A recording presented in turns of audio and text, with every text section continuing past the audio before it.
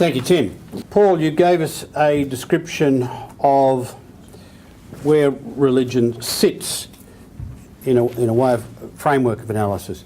Sophia, you provided us with an outstanding example of the power of religion both for good and ill. And Tim, you've given us an image of the need for a soul connection to give life its dynamism. Let's talk for a moment about our experience, a modern secular society such as Australia. Religion in Australia, through things like the Royal Commission, has come under intense scrutiny. You also have external to that the dynamics of a global village that many people see as made less stable by religious forces, some of that which you alluded to, Sophia, in what you had to say. It seems that we are facing a sort of existential moment here, that if you look at religion in the West in particular, whether it's the US, which is still a very religious country, or Australia, which is secular by nature, and Britain, in which attendance has sort of just wandered away gently, is it important, is there something that still makes the act of being religious of cultural relevance and significance? Now, I know I'm asking a broad question, but I'm asking a question that goes to our present condition, where we are. What works, what resonates for people today? And perhaps, Paul, I start with you. Where are the points of resonance? And so many people would say, okay, well, I hear what you say, but you tell me why it's relevant. I think that often people invent their own religious expression. Certainly if I reflect on Britain, or perhaps more precisely England, many events that have taken place in terms of public life where people are no longer necessarily feeling able to use an inherited tradition as a vehicle for expressing something. You know, the classic thing, the death of Diana, Princess of Wales, and how this sort of gave this incredible outpouring of do-it-yourself ceremony, really. Similar things in connection with events like the bombing in Manchester. Now, there were also religious leaders who, interestingly, in these kind of events, came together in a public sphere in order to try and articulate something from the tradition. But I think this kind of invention of tradition is a response that many people have. In the UK, actually, it's not just about attendance going down. And I don't think religion, as it's classically been known, is going up. Actually, if you take census data, there's a lot you can argue about what that means or it doesn't mean. Does it tell you what people really believe or they practice or whatever? But there's a very clear trajectory in the UK of the rise in people responding no religion compared with the 10 years previous. So what we've actually got in Britain on that front is a substantial decline in identification with Christianity, a rise in no religion responses, and also a rise in religious diversity beyond the Christian tradition. So it's what I call become a three-dimensional society in which the inherited Christian tradition is still there and still strong, still part of the woof and wharf of many things in life, but it's declining. At the same time, the no religion is becoming much stronger, and the diversification of religion is becoming strong. But in that no religion category, yes, I think we also find, if you ask in terms of social surveys, if you put the question, are you spiritual or not, it's an interesting, we did this in terms of research actually in relation to religion or belief in higher education in England and Wales, And we gave the option of people answering alongside the census options: Hindu, Christian, Muslim, Sikh, no religion; spiritual but no religion. And I'm just now forgetting exactly, but it was somewhere around 8% of students answered spiritual but no religion. But then the question is, how are they articulating this? What sources or resources are they using to give embodiment and expression to it?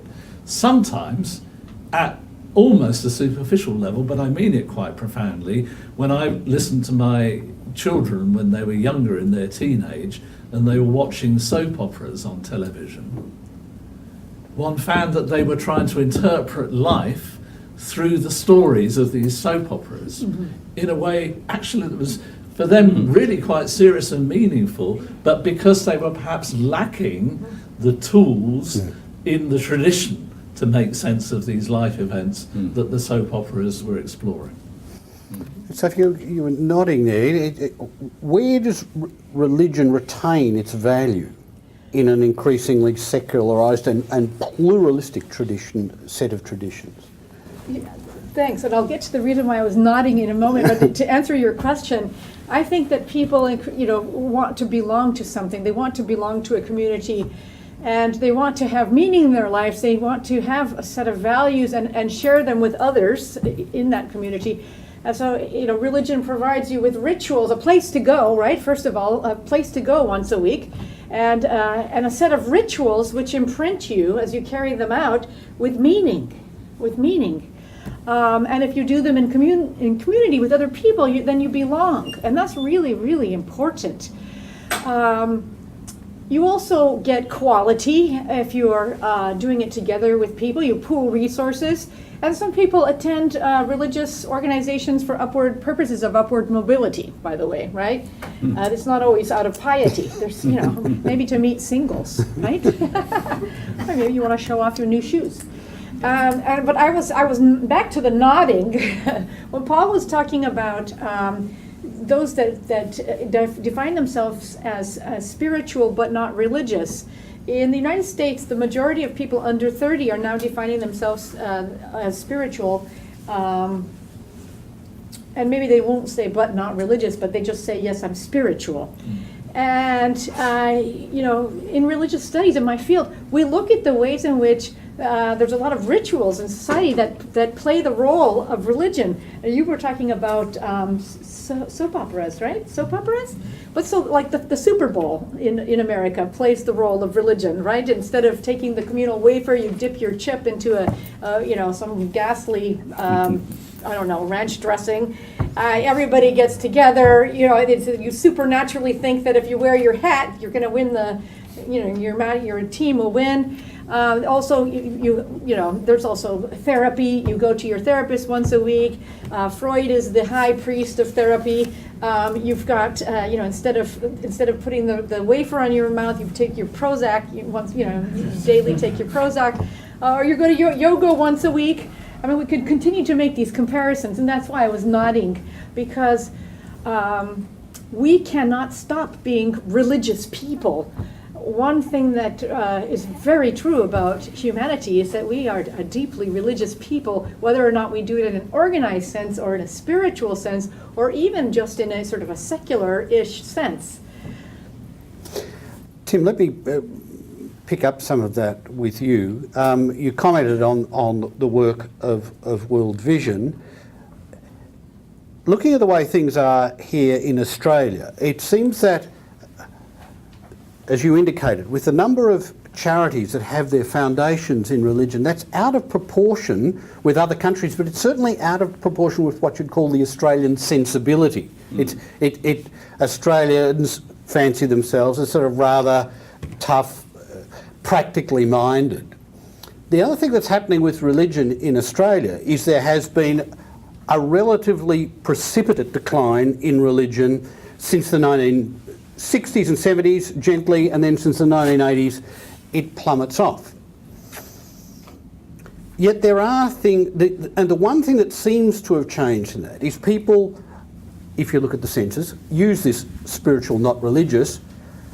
They seem to have moved away, and the Royal Commission is another example, of finger-wagging religion. I'm not here to be told what to do by somebody whose own moral worth I am not sure of. Now, there seems to be a deep tradition of that in Australia, with people like Henry Lawson, who hated parsons but loved the person who chewed up his life in the dust for another person. Is that a way in which world vision are in some ways tapping into something that's essentially there about religion, and perhaps is a value that religion has, which can give people focus in those areas? That is, it becomes something about not tell me what to do, but show me what you do.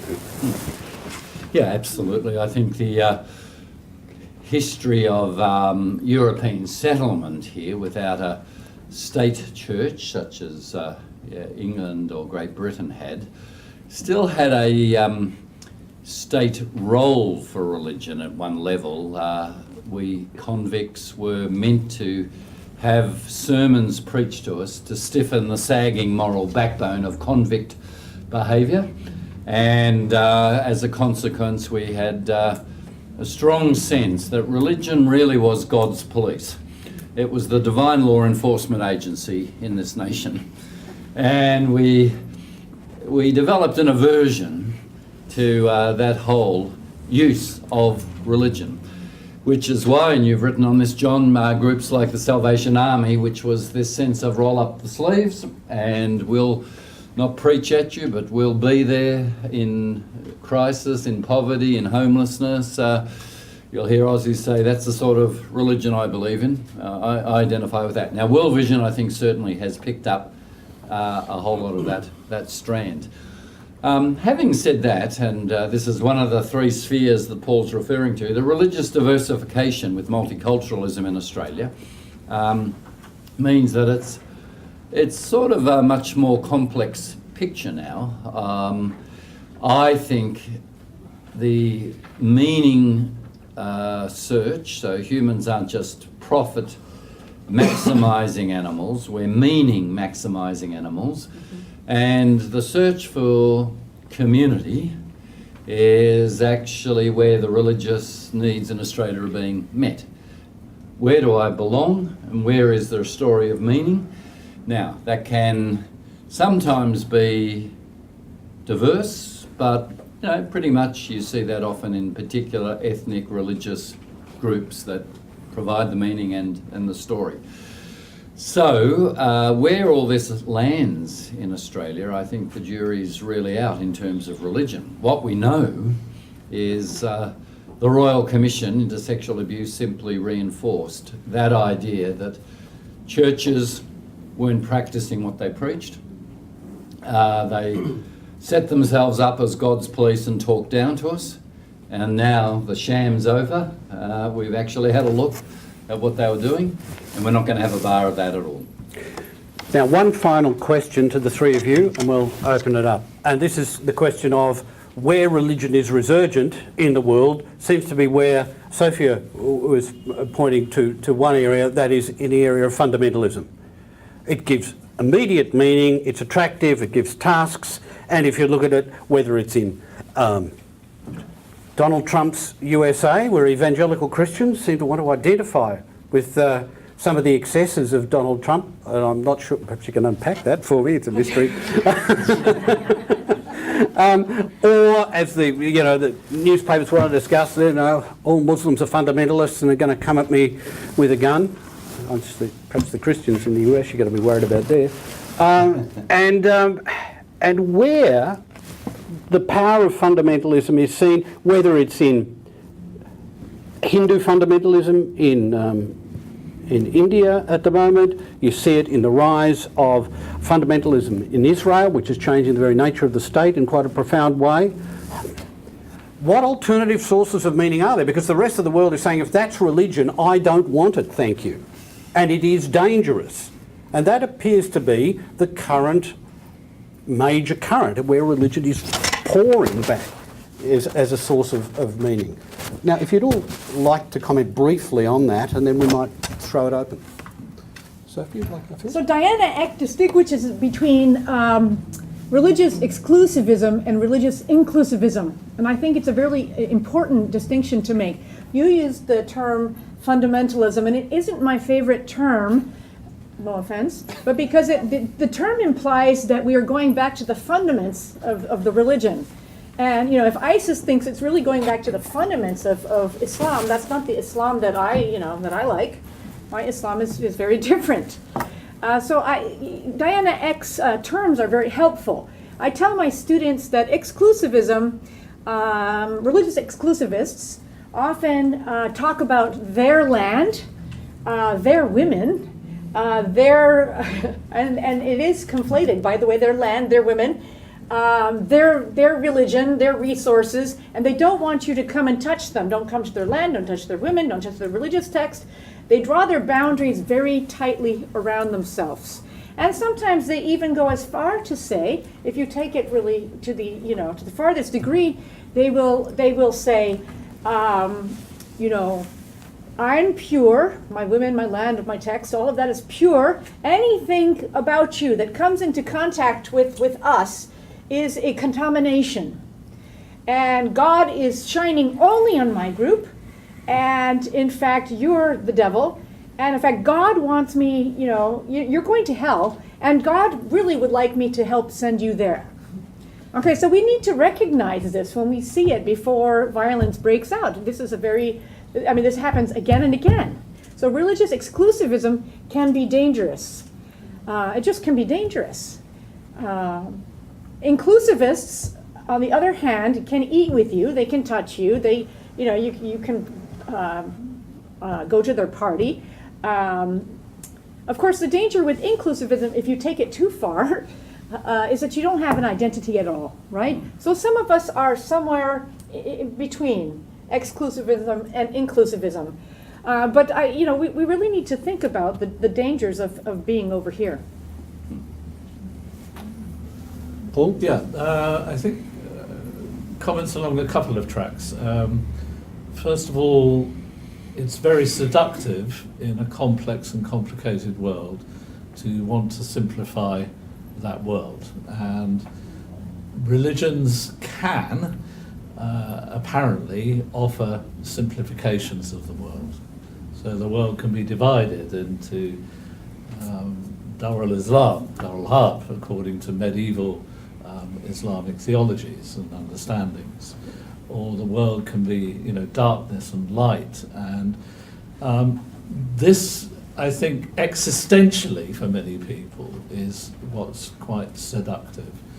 And it can lead to the totalizing of the totalizing otherness of the other, so that these become something completely different from me. And it's my way of then interpreting and understanding and making my way in the world. And I think sometimes this is also linked with kind of very profound aspirational religion. One of the things people often, I think, get wrong about radicalization and religion, there is some evidence to show that sometimes people are radicalized because they've experienced, for example, significant discrimination, or in their personal lives have had things that have really badly affected their living and their perception on life. But very often, I think, young people in particular, who are quotes unquote radicalized, are radicalized because they have a vision, for they want a different kind of world. But they see what they think as being a straightforward way to get there. So, why could ISIS radicalize young people online? Some of it was to do with psychological vulnerabilities, but some of it is actually to do with young people who desperately see the evil, the injustice in the world, the wrongness of things, and want to bring about a new world. And what did ISIS offer? The possibility of creating a caliphate on earth. So there's a challenge for religions in how do you tap into that aspiration? How do you tap into that sense of really wanting to transform and not just accept the world as it is, because, hey, there's a lot of stuff in the world that's really, really bad, but without oversimplifying the world, without making this world of darkness and light as the answer to it. The second track along which I want to make a comment is, I think it relates to the relationship between individuals, communities, and states and societies. So there is a significant challenge, I think, in not falling in backwards. I was earlier trying to say modernity, we should be careful not to place too much in the modern that's not been forever there. But the thing I identify as being very important about the modern world is this move from this sense of organic unities to the Gesellschaften. And what many people try to do is to go back behind this, to recreate an idealized world where there is an organic unity, where you can expect things to be organized according to a particular tradition, and in which a religion and state powers and politicians will help bring that about in one form or another. There's a Indian political scientist called Achin Vanek, who has a very strong statement about, he puts it in these terms, the relationship between religion and politics. Now, of course, politics as involvement in the polis and the public life is a good thing. All religions want to go beyond the individual and say there's something in religion more than just for me as an individual. But he says people say, don't mix up religion and politics. But what he says about that is that what they really mean is, and what should be avoided, is that politicians should not use religion for instrumentalist purposes, and religious leaders should not use politics for narrowly communal gains, for their own thing, their own people, their own religion. And a big challenge within the world, therefore, is how actually to have forms of governance, forms of political expression in society that don't make this alignment, one nation, one religion, one language, one people, because this oneness is not real, it's an ideological construct, and the attempt to bring it about actually is what's also dangerous at another level, alongside the kind of radicalization developments. Tim, before you make your final comment, just picking up on something Paul has said, and it was implied in what Sophia said, the danger or the difficulty we're all facing as a society is the pace at which things move. That is, if religion is about complexity, there's no time for depth anymore. Young people are attracted to something that can give me the quick fix. There is a simple way to achieve what I want to achieve. It's to follow this set of pronouncements. But our entire societies are moving, particularly as an interconnected world, towards a world where that capacity for depth and complexity is diminished quite radically. Yeah, absolutely. I think both the pace and globalisation have prompted profound insecurity around identity. So when you and I grew up as Baptist boys, we could say Jesus is the Son of God and he's the only way to heaven, and there are Muslims over in Afghanistan or Iraq or Iran, and then when you've got Muslims next door, you go, hang on, if I was born in Afghanistan, there's 99.9% chance I'd be a Muslim. So how can my faith be the only way? Globalisation brings us together, makes us face, oh, this is much more complex than I thought, and the truths I were told are much more difficult. And then you have that identity question in a globalised, fast-moving world that says, well, where do I belong? Where's my identity? In a world, I think, that's re-tribalising fast in the face of globalisation and speed. Yeah. And that re-tribalising sees religion play a particular, at times simplistic role. Your point about inclusive, exclusive. When I was First Minister at St Kilda Baptist Church in Melbourne back in the early 80s, red light area, druggies, homeless, mentally ill. The motto we formed for the church was committed at the core, open at the edges. So it was this idea, we're going to stay true to our faith and our identity, but that faith and identity isn't exclusive. Yeah. It's actually got to be open for it to be really committed at the core. I think that's increasingly hard to do in a retribalised world. I think the sense I get of multiculturalism is we like diversity if I get to eat Turkish food, as I have been tonight, thank you, Ahmed, or Chinese food or whatever. But do I really embrace diversity in saying I want Turks in my home and I'll be in their home?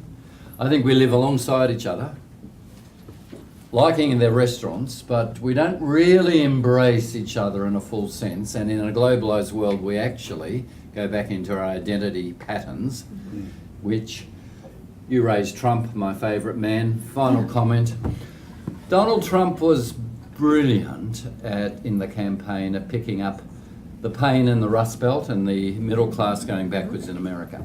I think I said this to Peter just before. What did he do with that pain? He said, "Oh, no, I'll tell you why you're in pain. It's Mexicans and we're going to build a wall. It's Chinese manipulating the currency. It's blacks, it's Muslims, we're going to ban them." Well, very powerful, but you know where it ends up in history when you connect people's pain to scapegoats. Oh, yeah. And then religion plays that scapegoating part too. Yes. So I think the speed, John, the globalisation is actually at one level driving the retribalising, and whether religion can stand up against the worst forms of that's a question. A useful question upon which to hang many other questions. We've got a few minutes for those of you who wish. If you could just raise your hand and just introduce yourself very briefly, say who you are and point your question. Who's first? Yes. Thank you. My name is Amin Hadi. My question is to Professor Paul. He suggested the current development of followers of religion in Britain, where the Christian tend to be declined and other religion tend to go up, and the highest part also those who claim no faith, no religion. When I look at the same part of this inclination based on the last result of Australian statistic 2016, it's the last statistic we have. It is exactly the same, where the number of non-Christian denomination tend to increase and the Christian denomination tend to go down. And surprisingly, those who claim we have no faith increasing sharply. It is perhaps, if I may put it, maybe similar tendency in the Western world. Because when you look at the same pattern in third world countries, it is the way I look at recently, where, say for instance, in Southeast countries where Muslims are dominating society in the part of the world, the inclination of non-Islamic faith tend to increase. When they look at statistics of the number of churches being built in that part of the world, actually much higher than the number of mosques being built over there. In similar way, perhaps also in other non-Christian world. So I don't know how can you give explanation of this phenomenon. Yes, the dominant religious culture seems to be on the decline in many countries as globalism takes effect. Yeah, I think I think it is the case. I think there are a number of well, first of all, there are differences in quotes unquote Western world. If you look at Europe, there are differences. So there are studies like the European Values Study, which have looked longitudinally over every 10 years, asking similar kinds of questions. Although there are some long-term trends, there are differences in different parts of Europe. So in parts of East and South Central Europe, there are important differences. Now, part of that, of course, I think comes about because there one is in a post-communist environment where people have rediscovered if you like, the traditional religious faith of the countries concerned, at least at some level, and certainly in terms of identity have often done so. So it's not a common picture, I think, say, if one would look at it on a European level. There are important differences. One of the quite important questions is, what happens if you project these trends forward? So some people kind of argue, well, actually, if you projected the current trends forward, there will be virtually no Christians left in England, because if you put this project... Now, the issue about that is partly also a question, what role does religion play also at different times in people's lives? Now, I think it's very clear, this downward trajectory of Christian identification among young people, and the upward trajectory of no religion, but potentially spiritual.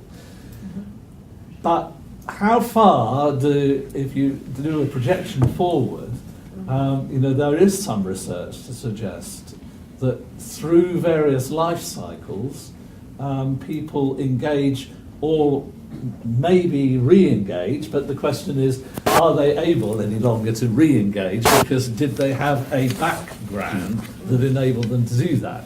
But there is some evidence to suggest that you can't simply project forward, because at a later stage in life, when people become parents or when they become older and they retire or whatever, that there is a re-engagement with religion.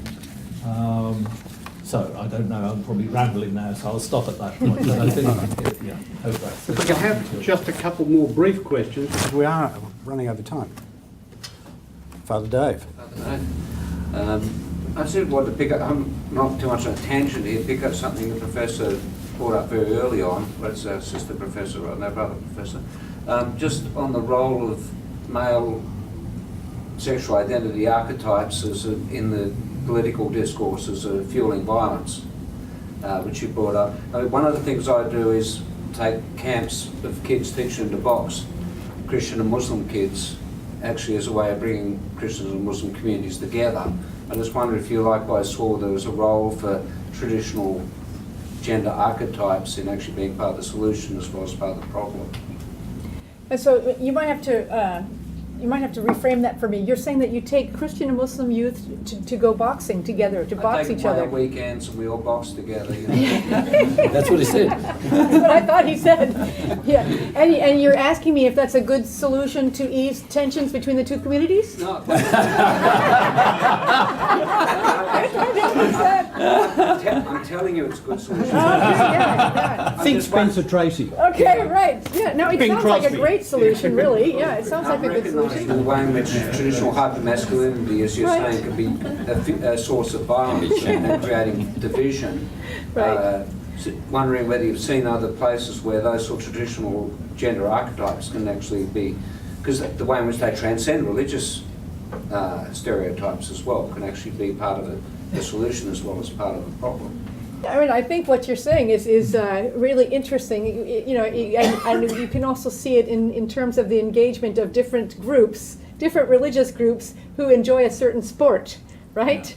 They get together and watch that sport together, and so of course, you know, it's not that we're going to get rid of gendered archetypes, you know, or that hypermasculinity is going to go away. You know, to a degree, sports is an exercise in hypermasculinity, right? And so you're pointing out something valuable, that sports can also play a role in easing these tensions. And in fact, that, you know, one argument for sports is that that it does do that. That's exactly what it does. It's sort of a mock war, right? A mock war where people don't actually get killed. Right, so it's a channel. So yeah, I appreciate the question. In a number of cities in Britain, we have imams and priests cricket. At the moment, I think largely, but of course, as they become more women priests in the Church of England, and of course, women's cricket is also growing. So yeah, good. Yeah. One more brief. Yes. I wonder, could I ask, Tim and John as Australians, but there may be similar days in the UK and in America, Turkey. I'm sorry, Sophia, I don't know where you come from. America. US. From the US. Yes, but can I Whether- seek asylum? Whether Anzac Day is not taking the place of a national religious festival in our country. When I was a young student in the 60s and 70s, it was something that we abhorred as being against the Vietnam War, and Anzac Day was it was going to die and it was glorifying war. The opposite is true now, that more and more people attend every year. It doesn't glorify war, it celebrates the sacrifice of the people. It has yet to include the women and the Aboriginal contributors to defending their own country here. But it does, at the last 10, I would think, ceremonies I've been to, it has recognised the Turks against whom we fought at Gallipoli, and Kemal Ataturk's speech has been quoted at every one of those, that on these shores the Johnnies can rest safely. So I think that acceptance of the enemy who's no longer the enemy, and the sense of solemnity in that day, has for many people taken on a religious significance in which everyone shares. Would you agree that that's true? Yeah, absolutely. I think Anzac Day proves that the religious need doesn't go away even as religious institutions fade, and we just re-sacralise that religious need. The extraordinary parallels to religious service on Anzac Day. There's a liturgy, Lawrence Binyon and Rudyard Kipling, at the going down of the sun we will remember them. There's music, the last post. There's a shrine to the mighty dead, and greater love hath no man than this. Of course, you don't want to look at it too closely, and you just did, because firstly, we lost that war. Well, we lost that battle. Secondly, when you ask young people, inculcating them, it's a form of discipleship into the Anzac Day religion. And why did they die? Well, they died to set us free. And you go, hang on, who was invading who? I often wonder if and the Turkish government have been magnificent in allowing tens of thousands of young Australians to go there. I often wonder if Darwin became for Japanese young people a sacred site because they bombed it in 1942, how we would feel about tens of thousands of Japanese coming out to Darwin. It is quite extraordinary, the generosity. And of course, the whole birth of Anzac Day was to overcome religious sectarianism. So when it was suggested, there was this immediate problem that would it be a Protestant prayer or a Catholic prayer? The way they solved it was there'd be minute silence. No one would get to pray. Just one observation from myself on that, because you get to interview people over the years, and I think one of the most poignant I did was somebody who said, look, the reason Anzac works for Australia and will continue to work is because it's about loss. We didn't win. So what is celebrated there or commemorated is self-giving, is sacrifice for no gain. And I think there is something that makes it a little different. It's not a wallowing and not a celebration of victory. It's a recognition of the depth of sacrifice. So that's just an aside that I picked up over the years from an old soldier who told me that one. So it was very good. Thank you all for attending this evening and your patience. Now there are one or two little thank yous that we should exercise. My cousin or nephew, I'm not sure what my status is this evening, to Ahmed Pollitt, the Executive Director of Affinity, for his closing remarks. Ahmed. And thank you so much, my great Uncle John. What a great evening, amazing night, really impressive. And UK, Victoria, Melbourne, and also America, and also again Sydney or New South Wales. Amazing, great night with all my uncle, cousin, and uncle. Great, wonderful combination, yes. As the Executive Director of Affinity Intercultural Foundation, I would like to thank you all for taking time out of your busy schedules to attend a wonderful today's special Fountain Magazine and Affinities evening panel. It's a very impressive, one of the best events in this year, just 2 months. Okay. Wonderful, yes, amazing, yes, lovely, beautiful. Yes, I'm really, impressed about your speech, and I was listening to you at the back. What a wonderful combination, and of course, a great contribution from my great uncle, John. This evening, yes, as I mentioned, that we have had the privilege of hearing 4 very knowledgeable experts share their views on religion in the modern world. Thank you, Sophia, Paul, Tim, and John for sharing your insights with us. I'm sure we have all walked away with a lot of think about. I'd like to give a special thanks to my great uncle John for facilitating today's program. I'd like to thank Costello and Saralcom Consultants for generously sponsoring this evening's event. Now I would like to call on Reverend, my cousin Heather Top, to present a gift to my Uncle John. Yes, please.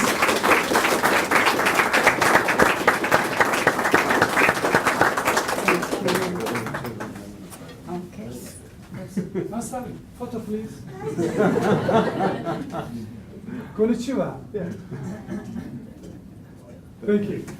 And these gifts from my uncle's shop, please, if you need, just call me. We will make discount for you. Yeah. Today we had also another fantastic luncheon event with my cousin Sophia at Affinity.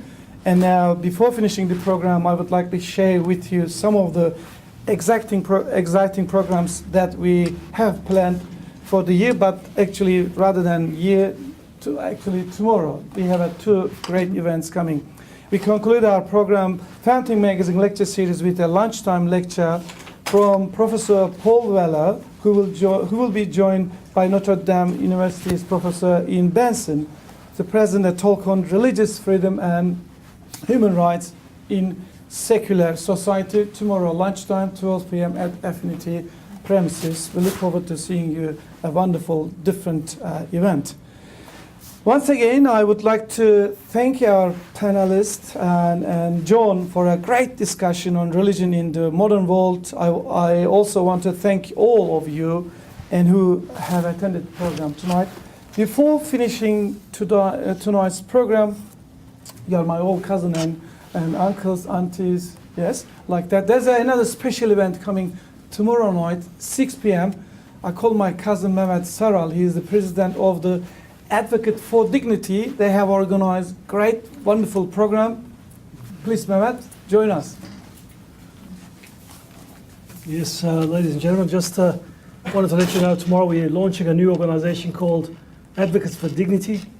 As a consequence of what's happened in Turkey, we decided that we needed to be the voice of some of these innocent people that have been wrongfully jailed in Turkey, who have been wrongfully prosecuted. And we've called the organization Advocates for Dignity because we will look at all of the countries around the world where there are dictatorships, and we'll be the voice for them, Myanmar and Syria and many other countries. The program will begin at 6:15 p.m. with drinks, and at 6:50 p.m. we'll actually officially start the speaking sessions, and it'll be at the Customs House, a circular here. There's a flyer on everyone's chair, if you have a look at your chairs.